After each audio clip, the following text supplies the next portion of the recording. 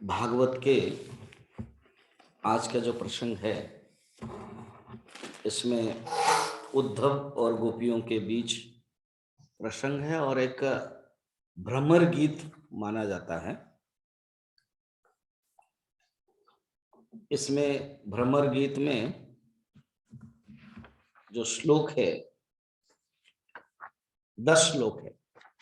जैसे वेणु गीत है, फिर गोपी का गीत है, इसी प्रकार भ्रमर गीत है। वेणु गीत भी गोपियों का है।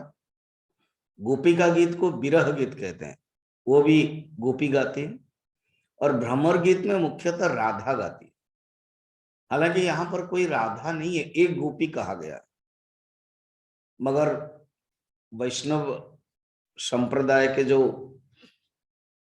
वैष्णव भक्त लोग हैं, रूप गोस्वामी, जीव गोस्वामी, चैतन्य महाप्रभु भी स्पष्ट कहा ये राधा ही है। चलिए, वो प्रसंग है। तो कल हम लोगों ने देखा था कि उद्धव जी जब आते हैं, कुछ दिन पहले ही हम लोगों ने अक्रूर का तो आकर के भगवान को लेना, ये बड़े ही विरह युक्त बातें हैं, दृश्य भी है, घटना भी है। उन लोगों ने सहन किया और उनको पता भी चल जाता है कि अभी भगवान ने कृष्ण कंस का वध भी हो गया। इस समय तो नंद बाबा थे और बाकी लोग भी थे, इसलिए उनको पता भी है। मगर व्रत उपनयन संस्कार हुआ, उसके बाद जब भगवान गए उज्जैनी सांदीपनी आश्रम के पास, बस ये दूर से उनको खबर मिल गया। 64 दिन हो गया और नंद बाबा बड़े सरल है, भोले है। वो इतने दिन रहेंगे नहीं अपने, कहेंगे नहीं, मेरे ब्रज में मुझे सब लोग याद कर रहे हैं, सब लोग चाहेंगे खबर लेने के लिए, इसलिए मुझे जाना पड़ेगा। वो चले गए और गोपियों को सब पता हो गया है, कृष्ण अभी पढ़ने के लिए गए हैं, अभी आ गए। और इसी बीच में भगवान कृष्ण ने उद्धव को भेजा, संध्या के समय भेजा है। कल हमने गांव के सुंदर वातावरण बता रहे थे और वहां रात, सारी रात नंद बाबा बातें कर रहे हैं। वसुदेव तो अभी तो ठीक है अपना जीवन में, क्योंकि भाई भाई है वो, अपना जीवन में उन्होंने जेल में बहुत समय बिताया और अच्छा हुआ कि उनके 2 पुत्र को मुझे पालन करने के लिए मौका मिला। अभी तक नंद बाबू को तो पता नहीं था ना, जब अक्रूर आए तभी पता चला कि ये मेरे बेटे नहीं है। अब नंद बाबा तो सहम गए, सह गए। यशोदा की क्या हालत हुई होगी आप सोचना। वो तो अश्रु की धारा, आंसू की धारा ही बैठती थी और वो बातें भी करना बंद कर देती थी, मौन रहती थी। अब संत लोग यहाँ कहते हैं, उद्धव को रात में धीरे से पूछा कि मेरा कान्हा सुबह उठते उठते माखन मांगता है कि नहीं, माखन कोई देता कि नहीं, तुम लोगों में से कोई। मथुरा की जो स्त्रियां हैं, देवकी माँ तो जरूर देती होगी, और कहाँ उसके पास समय था। कुछ ही दिनों के बाद ही तो वो चला गया गुरुकुल में, और गुरुकुल में तो कह नहीं सकते मांगने के लिए, क्योंकि जो वहां मिलता है वहीं खाना पड़ेगा आश्रम में। उसके बाद अभी अभी आया होगा, फिर गुरुकुल के आदत होने के कारण वो बड़ा शर्माता भी होगा, मांगता भी नहीं होगा। और पिछले जन्म में भी भगवान बहुत शर्माते थे, राम बन कर गए, मांगते ही नहीं थे। इसलिए उन्होंने तय किया था कि पिछले जन्म में मैं बहुत शर्माया, बहुत लोगों ने मुझे दिया ही नहीं, इस बार नो शर्माना, जबरदस्त घुसना और खाना। जितना शर्माए मुश्किल होता है, खाने पीने के बारे में ना शर्माना नहीं चाहिए। देखो, कहावत है हिंदी में जो खाना है वो आप रुचि, और जो पहनना है पर रुचि दूसरे का। वो ऐसे हो गया, उस वगैरह तुम्हारा बाल ऐसे हो गया, तुम्हारा कोट ऐसे हो गया, तुम्हारा, वो दूसरे लोग बोलेंगे। मगर खाने वाले नहीं, हम जैसे बनाते हैं तुम खाओ, वो नहीं होगा।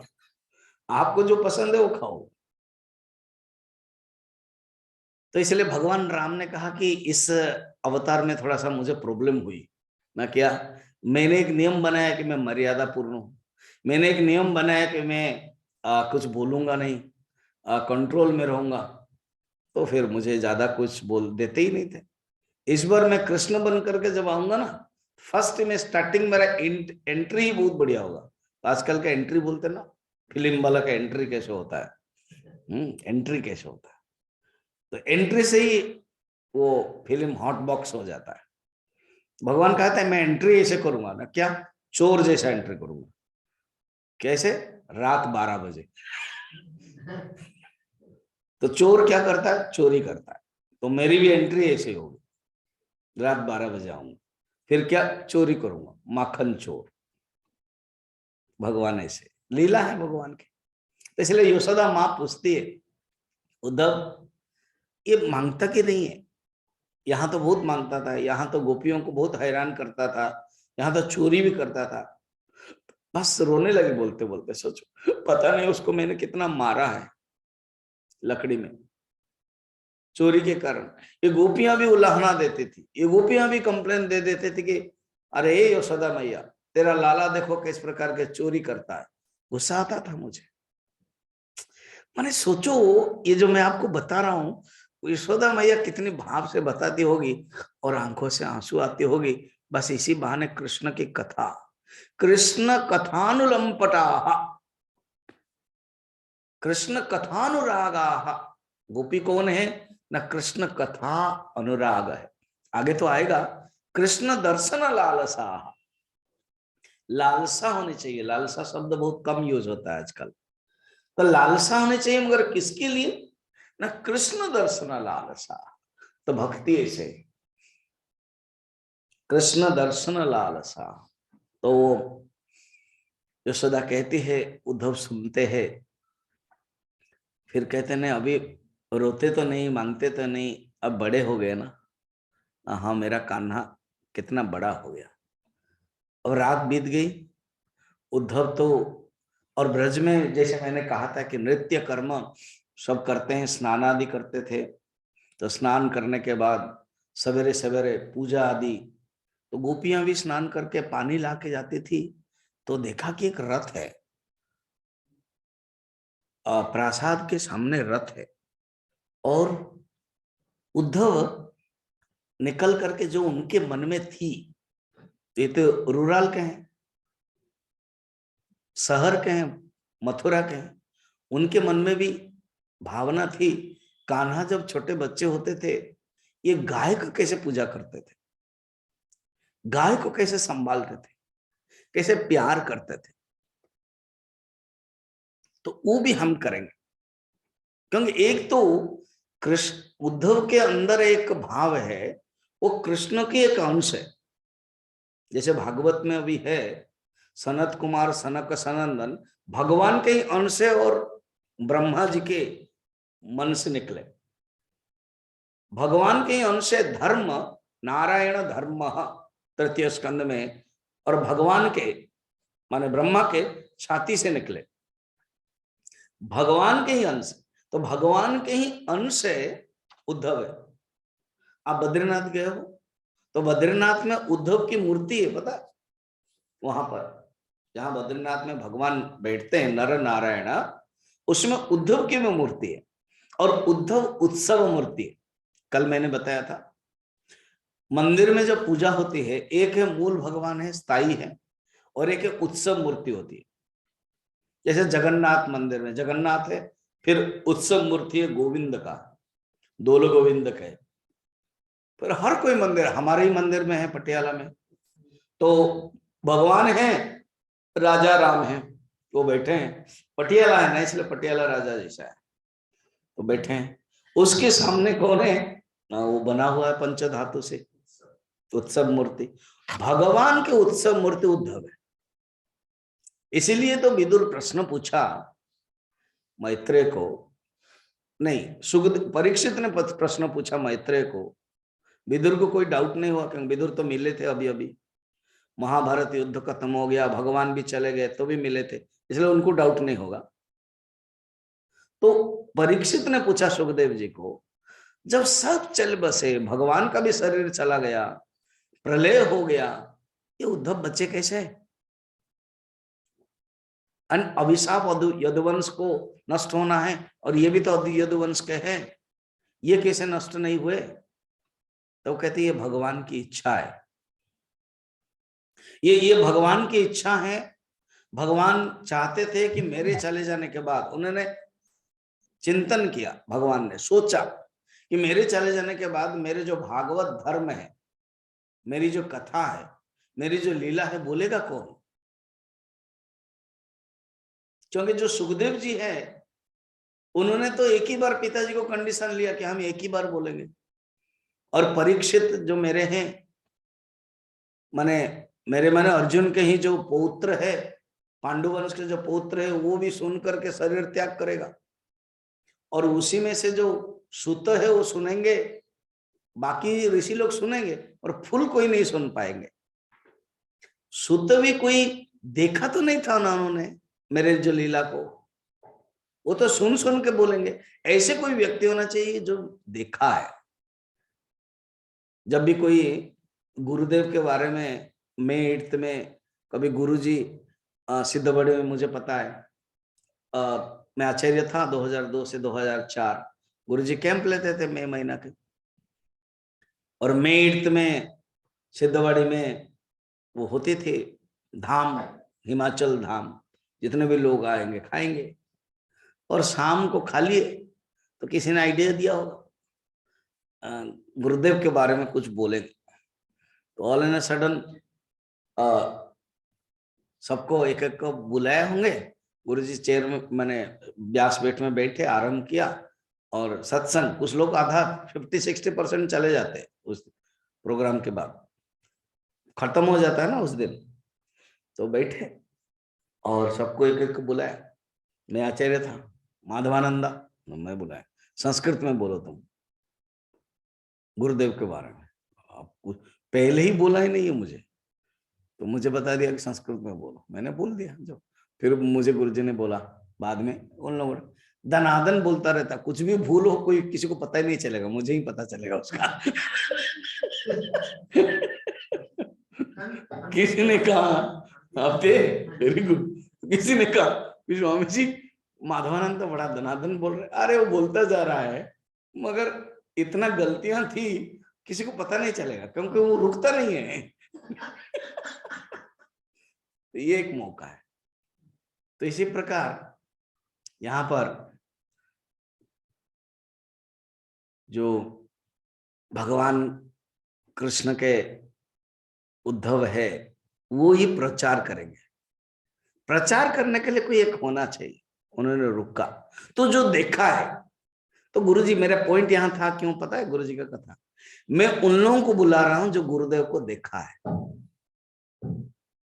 इसलिए ये मत समझना स्वामी जी हम आपके साथ नजदीक है, आप मुझे नहीं बुलाया, मैं उन लोगों को बुला रहा हूं जो गुरुदेव को देखा है, गुरुदेव का अटेंड किया है, उन लोगों को बुलाया।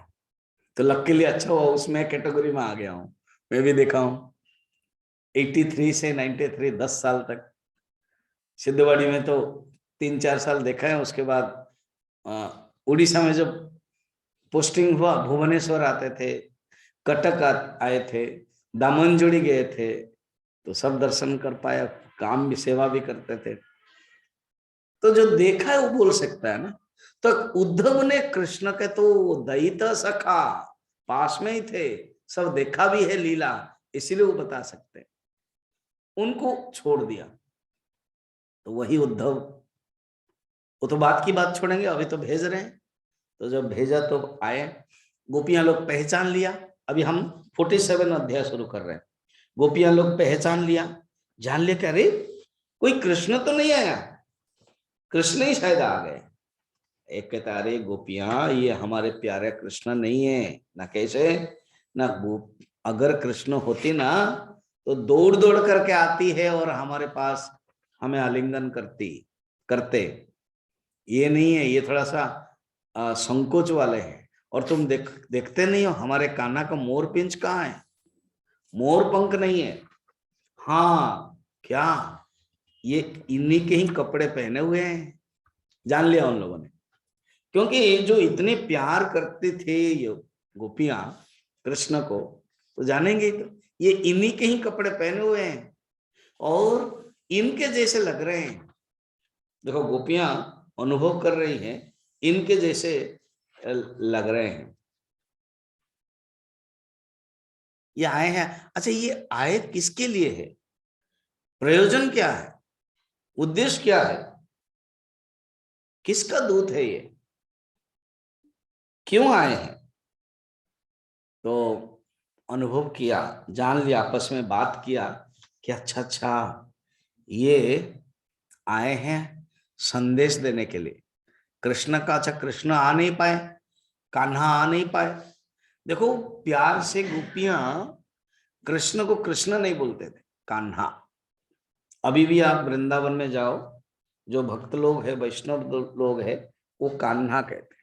और बहुत माता लोग है जो कान्हा को बच्चे, अपने बच्चे जैसा, अपने बेटा, और बहुत लोग भगवान को, भक्त लोग अपने बेटा जैसा मानते थे। आपने उपनिषद गंगा के जो 3 सीरियल है, बस वही है।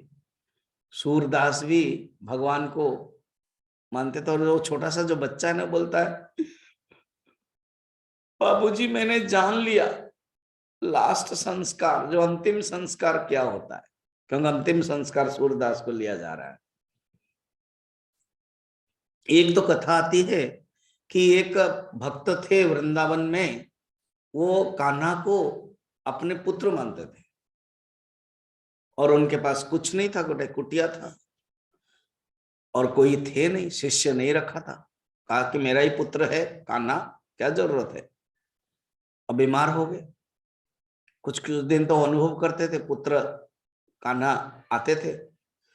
ज्यादा लोग जो भीड़ हो गए, भगवान आए नहीं।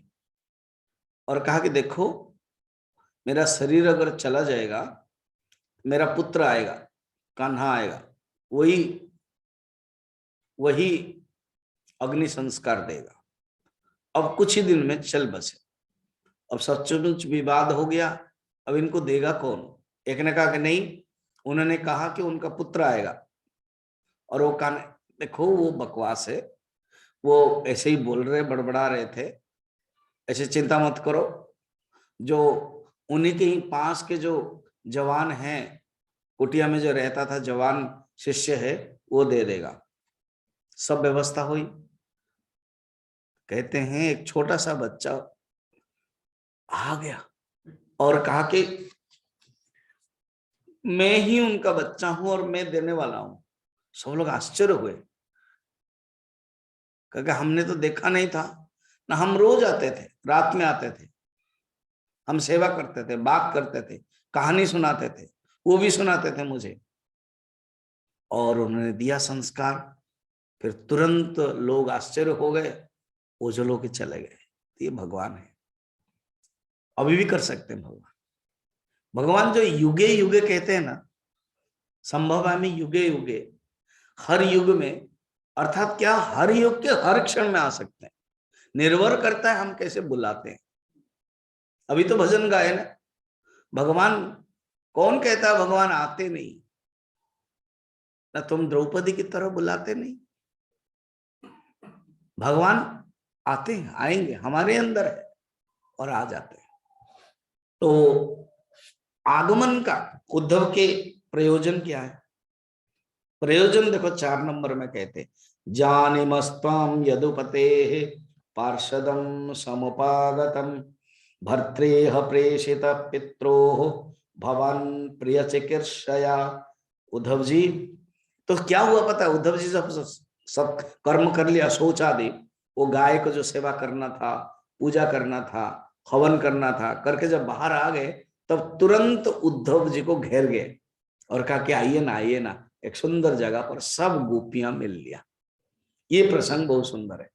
47 अध्याय है, उद्धव और गोपियों के बातचीत है, उसमें भ्रमर गीत है। उसमें जब मिल लिए तो वो कहते हैं, उद्धव जी हम जानते हैं आप हमारे योगनाथ के पार्षद है। पार्षद समझ रहे ना, आजकल के पार्षद हमारे राजनीति में क्या पार्षद बोलते हैं, एमपी को पार्षद बोलते हैं ना, वो पार्षद जैसा है, जैसे यहाँ का पार्षद वो नहीं है। पार्षद माने सखा, पार्षद माने पास में रहने वाला। तो आप सखा हैं, आप पार्षद हैं, हम जानते हैं, उन्हीं का संदेश लेके आए ना। और आपके स्वामी ने माने कृष्ण ने भेजा ना अपने माता पिता के पास, यशोदा और नंद बाबा को खबर देने के लिए, सुख देने के लिए भेजा है। नहीं तो हम तो नंदगांव में गांव के रहने वाले हैं, गंवारिन हैं, हमको थोड़ी कोई याद करते हैं।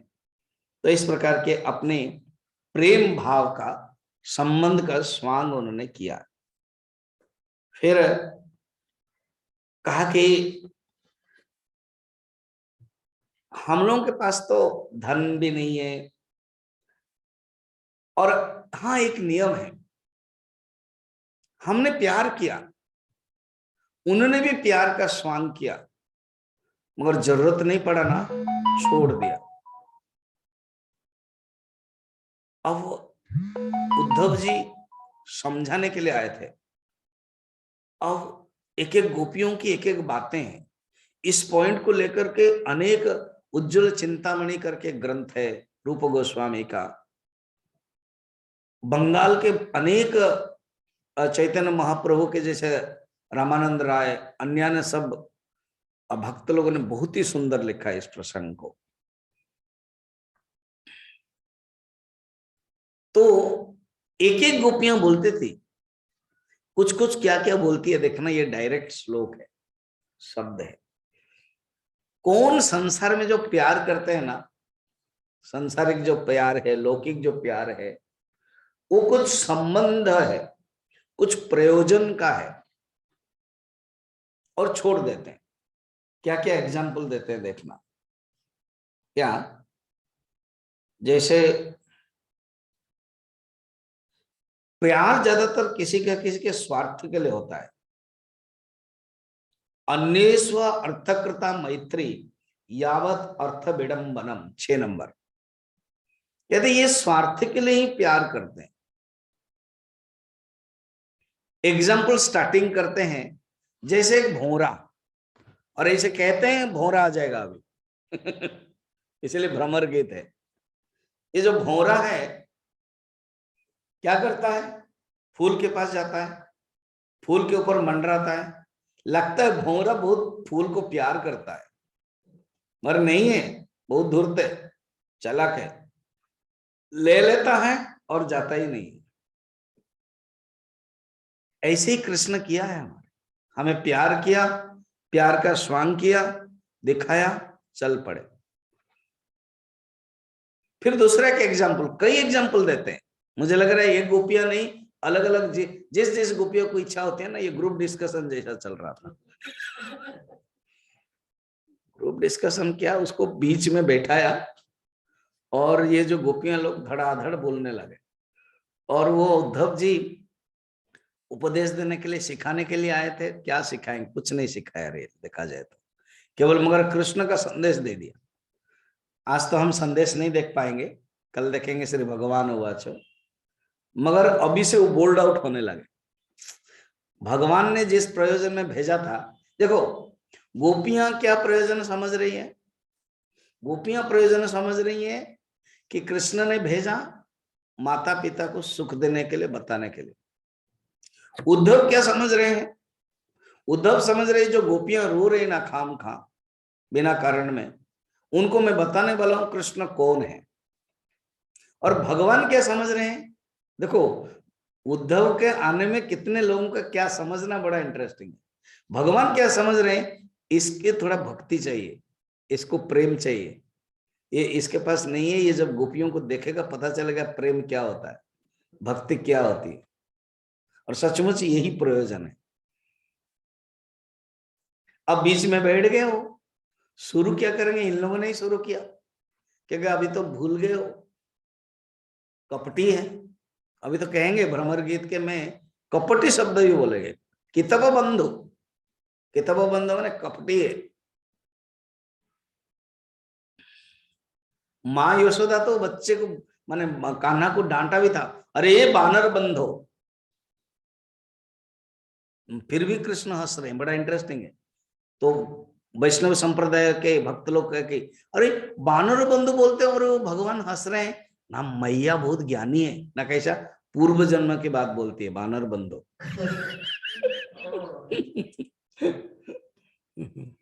भगवान राम, भगवान राम के बंधु है। भगवान राम इतने हैं, भगवान पैर के माने पेड़ के नीचे बैठे हैं, ये भगवान की करुणाता है।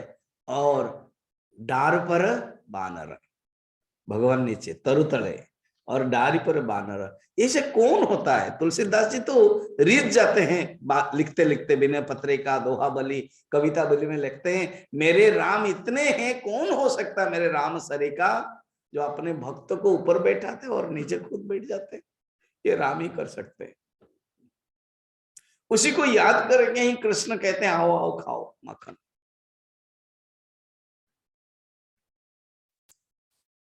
तो गोपियां शुरू करते हैं। एक ने बता दिया कि जैसे मधुमक्खी है, भौरा है, फूल लेता है और चला जाता है।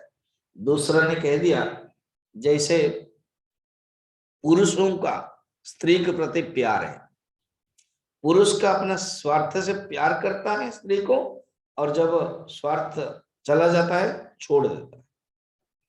उसके लिए एग्जाम्पल और एक ने दिया, वेश्या। फर्स्ट हो गया, सेकंड हो गया पुरुष का स्त्री के प्रति प्यार, पुरुष अपना स्वार्थ के जैसा प्यार करता है फिर छोड़ देता है। तीसरा एक वेश्या, वेश्या भी प्यार करती है, जो जार पुरुष आते हैं मगर देखा कि किसी के पास धन नहीं है फिर छोड़ देती है। हो गया, तीसरा हो गया, वेश्या समझती है अब मेरे आने वाले के पास धन नहीं है, कर देती है। चौथा प्रजा, प्रजा राजा को प्यार करती है, देखता है कि राजा अभी कुछ है ही नहीं है, अभी इलेक्शन फरवरी 15 में 14 में होने वाला है, अब डिक्लेयर हो गया, कोई एमपी हमको कुछ देने वाला नहीं है, तो कुछ छोड़ देंगे हम लोग, बोले बाद में तुम आओ फिर देखा जाएगा। वो अभी नमस्कार करेंगे, नहीं आप अच्छे हैं, हमारे ये है, आप आके वोट दीजिए, 12 ग्राम में आइए, स्वामी जी आप भी दे दीजिए, आपका भी हो गया है, तो ये भी बोलेंगे। क्यों? मगर प्रजा क्या बोलेंगे, देखेंगे हम देंगे, किसी को देंगे। तो यहाँ कहते हैं एग्जाम्पल, कहते हैं प्रजा भी छोड़ देती है जब राजा के अधिकार छूट जाता है, प्रजा भी छोड़ देती है जब राजा के पास कुछ नहीं है। हो गया। अच्छा, भोजन कर लेने के बाद अतिथि लोग भी गृहस्थ की ओर छोड़ देते। अब किसी के घर गए तो भोजन कर लिया, फिर कहते हैं चलो अच्छा जी, तो अच्छा जी करने के जाना पड़ता है ना, नहीं अच्छा जी तो बस, जब जहां थोड़ा प्यार है तो अच्छा जी आधा घंटा है, जहां थोड़ा ये है नहीं अच्छा जी 5 मिनट में कम कहना है। एक छोटी सी लड़की थी, किसी के घर आए, सब लोग अच्छा जी कर रहे हैं, तो वो भी बोलते मम्मी मुझे भी अच्छा जी करनी है, मुझे भी बाहर निकालो, इसको अच्छा जी करना है ना, तो जाना ही पड़ता है। तो ये बढ़ना कितना 5 एग्जाम्पल है। फिर उसके बाद देखना, अच्छा वन में आग लग गई, जंगल और पशु के साथ संबंध है, जंगल में ही पशु रहते हैं, अब जंगल में कोई रहेगा तो अगर कोई सांप आ गया, जैसे मैंने कहा था ना इमर्शन रहते थे जंगल में, ऐसे तो हमारे शास्त्र में क्या क्या नहीं है, सब साधु संत ऋषि लोग जंगल में ही रहते थे।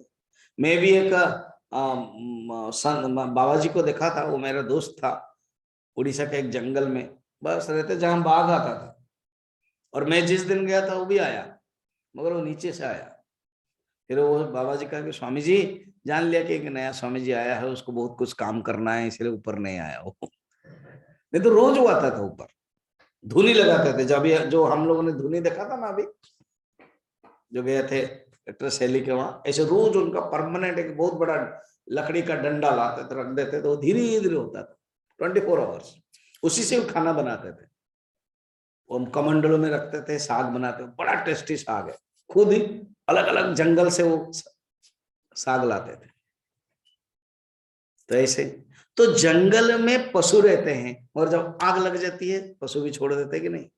तो वो गोपियां एक एक एग्जाम्पल देते हैं, तो सब छोड़ देते हैं। अच्छा, जब वृक्ष पर फल नहीं रहते हैं पक्षी भी छोड़ देते हैं।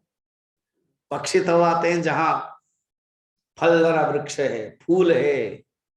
फूल के लिए तो बता दिया भौरा, फल है पक्षी आते हैं, फल नहीं है तो निकल जाते हैं। ठीक है, वन में आग लग गई, चाहे स्त्री के हृदय में कितना भी अनुराग हो, जार पुरुष अपना काम बनाने के बाद उलट कर भी नहीं देखता है। कोई स्त्री प्यार करता है, मगर जो जार पुरुष है वो आता है, भूख कर लेता, वो चला जाता है। तो गोपियों के मन, वाणी, शरीर कृष्ण में ही तल्लीन था, ये उन्होंने अनुभव किया। 9 नंबर में, इति गोप्यो ही गोविंदे गतवाक्काय मानसा। मैं बहुत जल्दीबाजी नहीं कर रहा हूं, आराम से देते हैं, लिखते हैं। इसको अगर 3 दिन लगेगा भी चलेगा, क्योंकि भाव बड़ा सुंदर है। एक एक करके, इति गोप्यो ही गोविंदे गतवाक्काय मानसा। बाकी जितने भी एग्जाम्पल में जो छोड़ देते हैं ना, क्योंकि उनका वाणी, काय, मन 3 एक साथ जुड़ा नहीं है। जब इसी में ही आंसर आ गया। क्या अगर जो जो एग्जाम्पल गोपियां दे रहे हैं, क्या कृष्ण के लिए ऐसे कह रहे हैं क्या? क्या कृष्ण इसलिए छोड़ दिया? नहीं,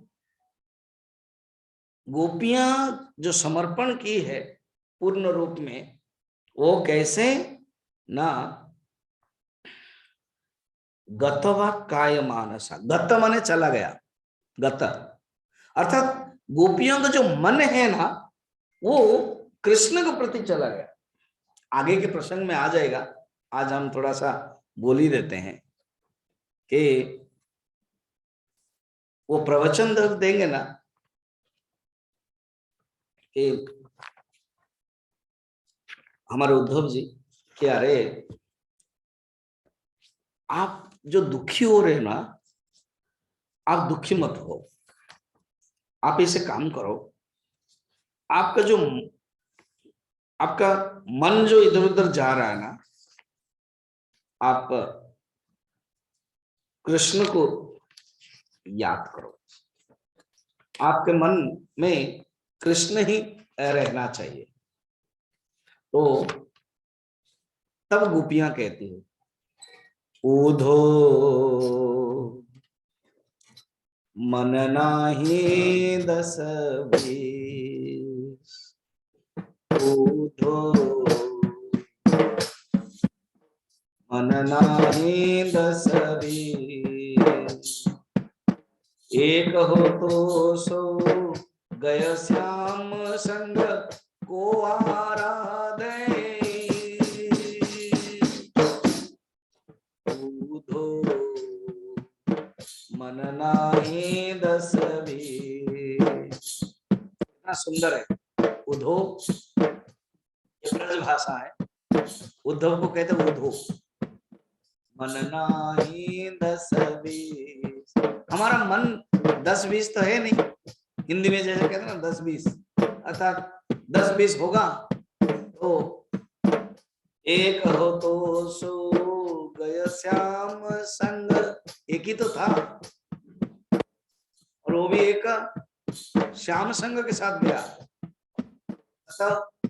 वाक्काय मानसा, शेष शब्द ही गतवाक्काय मानसा ओ आराधे। फिर कौन है इसे, कौन से भगवान को, कौन तुम जो तुम्हारा परम ब्रह्म परमात्मा निर्गुण निराकार कृष्ण को ध्यान करोगे, और कोई ईश हमारे लिए नहीं है, ना ईश्वर है कृष्ण, कृष्ण छोड़ करके हमारे लिए और कोई ईश्वर नहीं। भाई रते शिथिल सा नहीं, माधव बिनु जया देह बिनु शेष, घास श्वासा अटके रहे आशा लागे, जीव ही कोटि भरे। तुम इतनी प्यार करते हो कृष्ण को, ताले उनके विरह में तुम्हारा शरीर जाता क्यों नहीं? अरे यही आशा है, आशा ही विश्वास है, इसी आशा से हम रह रहे हैं। का दर्शन तो होगा, मानस में चलते हैं। हनुमान जी संदेश दे रहे हैं भगवान राम को, माता सीता का भाव है, भगवान आपके विरह में उनका शरीर ही नष्ट हो जाने वाला, प्राण ही नष्ट होने वाला, क्यों नहीं जा रहा है? आप पूछ सकते हो। भगवान कुछ बोल नहीं रहे, हनुमान तो बात चातुरी है, बात पटता है, कुछ बोल रहे।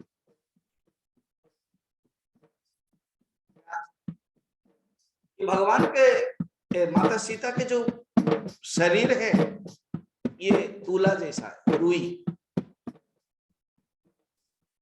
और जो विरह है वो अग्नि है। तो विरह से शरीर तो जल जाना चाहिए, और क्यों नहीं चल रहा है? क्योंकि जो रुई आग के साथ संबंध हो और उसी समय बारिश हो जाए, ये बारिश है वो आंखों से आंसू, ये आंखों में आंसू क्यों आती है? क्योंकि आंखों के अंदर एक आशा है, अभी तो दर्शन मिलेगा, बस इसी कारण आंख के दर्शन लालसा, ये भाव है। आशा श्वासा अटके रहे आशा लगी, आशा के कारण श्वास अटक रहा है। जीव ही कोटि भरे, तुम तो सखा श्याम सुंदर के, तुम तो श्याम सुंदर के सखा हो ना, तुम तो सखा श्याम सुंदर के सकल जोग के, सूरदास रसिक के बतिया पूर्वई मन जगदीश, बूधो मन नाही दसवे। कितना सुंदर है, ब्रज भाषा में सूरदास जी ने लिखा है, उधो मन तो एक ही है, जो मन कृष्ण ने ले लिया, मन एक ही था, हम कहां से मन लाए? और इसी को आगे कहते हैं कृष्ण गतवाक्काय मानसम, इसी प्रकार गान कर रहे। 10 नंबर, गायंत प्रिय कर्माणि रुदन्त्यश्च गतप्रियः, तस्य संस्मृत्य संस्मृत्य यानि केशरो बाल्ययोः। संस्मृत्य संस्मृत्य ये भी कल हमने देखा था, और तृतीय स्कंद में है, और उद्धव और विदुर दोनों ही संस्मृत्य संस्मृत्य भगवान के बारे में स्मरण करते हैं, उनको आंखों से आंसू आ जाते थे। कुंती याद करते करते दुख होने पर भी याद करते थे, और भगवान आते हैं तो संस्मृत्य संस्मृत्य, गीता के लास्ट में तस्य संस्मृत्य संस्मृत्य केशवार्जुन संवादयो, मुहुर्मुहु बार बार याद करते रहते। धन्य है वो संजय, ये संस्मृत्य संस्मृत्य संजय के लिए कहा गया। कहते हैं हे राजन, धृतराष्ट्र को कह रहे, हे राजन, इन दोनों के जो संवाद, केशव अर्जुन यो हो संवादम, केशव अर्जुन के संवाद को जो मैं याद करता हूं, संस्मृत्य संस्मृत्य हृष्ट रोमा, मेरे अंदर मेरा रोम पुलकित हो जा रहे। यहां पर क्या हो रहा है देखिए, गायन्त्य, गाते थे, गायन्त्य प्रिय कर्माणि, भगवान के जो प्रिय कर्म है ना, भगवान के जो लीला है वो गाते थे। प्रिय कर्माणि में ना भगवान के जो प्रिय कर्म है, लीला है, वो गाती थी। रुदन्त्यश्च गतः प्रियः, रोने लगे। गोविंदम दामोदर माधवेति, पहले तो जब भगवान कृष्ण जा रहे थे ना तो वो रोती थी और गोविंद माधव दामोदर इति कह करके वृंदावन के गली में ललज सलज्ज त्यक्त्वा, लज्जा को भी त्याग करके रुरुद हो, लज्जा को त्याग करके रो रहे थे। उस समय तो जो विडंबना है, जो भावना है वो अलग है। उन्होंने कभी सोचा ही नहीं था कि इस प्रकार के कृष्ण हमारे जीवन से चले जाएंगे, और यहाँ पर भी वो याद आ रही है तो रोने लगे। रुदंती गतफियः, गोपियां गान भी करने लगी, याद भी करने लगी। तस्य संस्मृत्य संस्मृत्य यानी कैशोर बाल्यो हो, जो भगवान के जो किशोर अवस्था की जो लीला है, हाँ, बचपन से लेकर किशोर तक जहां भगवान रहे सब याद करते रहे। कचिन मधुकरा दृष्टवा, हा, इसी बीच में एक मधुकर जो मधुमक्षी है वो आ गई और एक गोपी को स्मरण हुआ। तो यहाँ पर काचित, काचित माने कोई एक गोपी, काचित, बस काचित कोई एक गोपी को हमारे संत लोग, भक्त लोग, बड़ा प्रेमी लोग, उन्होंने इसको क्या कहा कि ये है राधा है।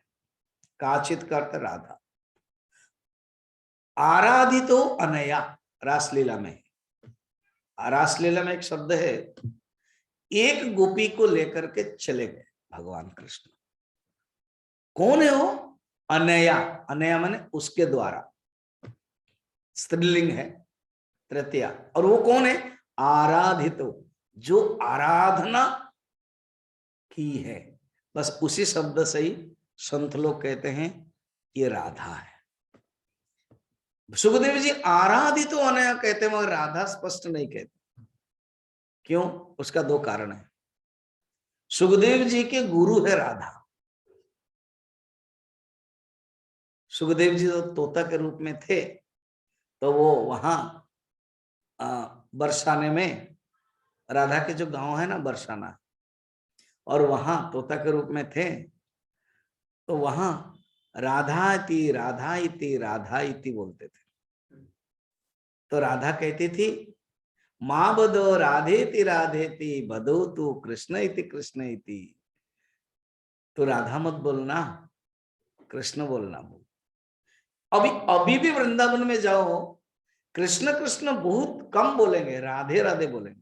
अभी भी एक भक्त है, वो हमेशा व्हाट्सएप में जब देती है राधे राधे, फिर देखा कि स्वामी जी का अभ्यास है राधे राधे, फिर हरिओम स्वामी जी, तो मैं भी बोलता हूँ राधे राधे।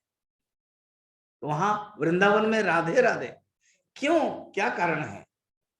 कहते देखो राधा है जो गुरु है, उनको लेकर के कृष्ण के पास जाएंगे। तो वो राधा काचित मधुकरम दृष्टवा ध्यायंतिम कृष्ण संगमम, कृष्ण के मिलन की लालसा उनको याद आ गई और ऐसा समझा मानो मुझे रूठी हुई समझकर कृष्ण ने मनाने के लिए एक दूत भेजा। देखो इधर दोनों ही बातें हो रही, ये कविता के ये, इधर उद्धव बैठे और उद्धव दूत भी है।